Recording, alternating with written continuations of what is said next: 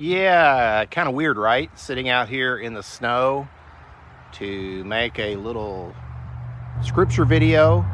Could be inside, have been inside, but when I was like between the ages of 5 and say 14, 15, I wouldn't have been caught dead inside on a day like this. We were outside all the time and would only come in when my mom or Mrs. Gatewood across the road would entice us inside with hot chocolate or something like that. We would make snow cream, which I did today, and simply be outside. So I'm out here, won't be out here long, working on sidewalk and cars a little bit, but here's some scripture.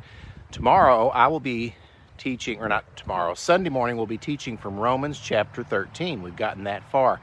Now we're a week ahead on Sundays from where we are on Wednesday nights.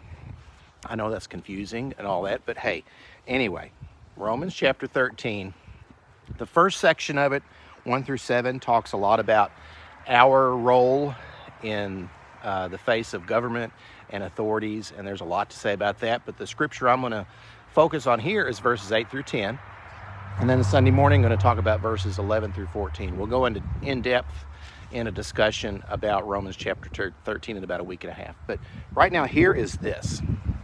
Starting at verse 8, it says, "Owe nothing to anyone except to love one another.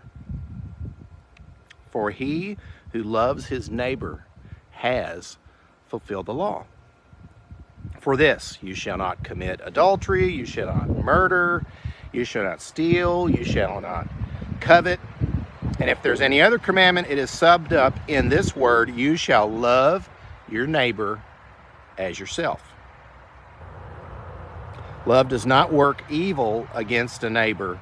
Therefore, love is the fulfillment of the law."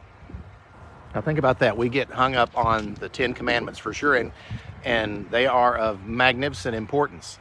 But as Jesus says, and here Paul is underscoring this, all the laws are summed up in love your neighbor as yourself. Love the Lord your God, love your neighbor as yourself. Everything is summed up right here.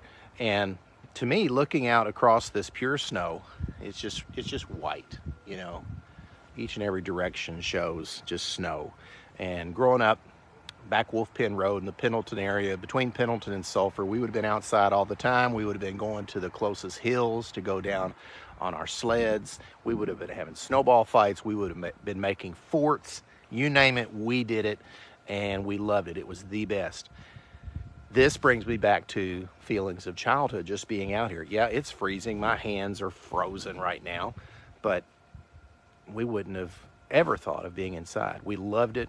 This takes me back to then, seeing this. And that's what this message in the scripture is about. Loving your neighbor as yourself.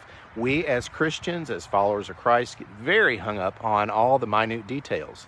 Some of them we should spend some time with, and absolutely. And every word in this scripture is useful, as it says, for teaching, for correcting, for rebuking, for training in righteousness. But summing it up all together, being full of love, loving your neighbor as yourself, as it says right here, he who loves his neighbor has fulfilled the law.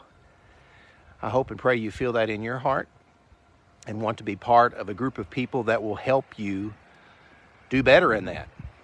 Part of a church is what I would recommend. If that church, possibly for you, can be the one that happens to meet in Drennan Springs, Kentucky on Wednesdays and Sundays, well, come be part of it. Wednesdays at 6. We have stuff now for all ages. Isn't that great to be able to say, with the Awana program and then the Bible study happening at the same time? And then Sunday mornings, of course, worship time for all ages as a church family. Come be part of it. We're right now in the book of Romans, and we're on a journey together to love one another, to love our neighbors as ourselves, to love our God above all else. Come be with us.